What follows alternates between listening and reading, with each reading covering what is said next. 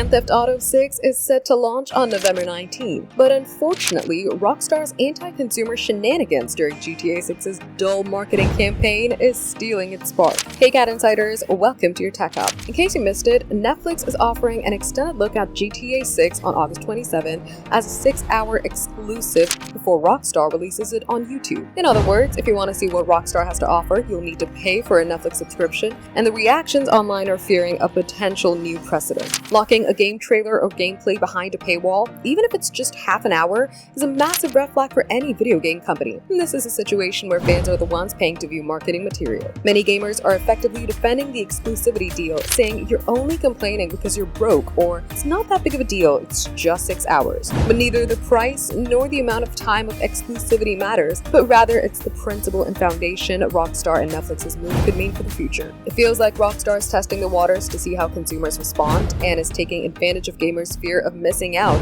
and the desperation to see something new in GTA 6. If Take-Two Interactive, Rockstar, Netflix, and possibly other game publishers notice a massive influx of Netflix subscribers for GTA 6, there's a chance early access to game trailers will gradually become the new normal. This entire case explains why the gaming industry is in the state that it's in today. Gamers accept or minimize far too many anti-consumer practices by corporations before it's too late for them to backtrack, and we're seeing it unfold yet again. For more updates, subscribe to GadInsider, like and share the video, and don't forget to press the bell icon so you never miss any update.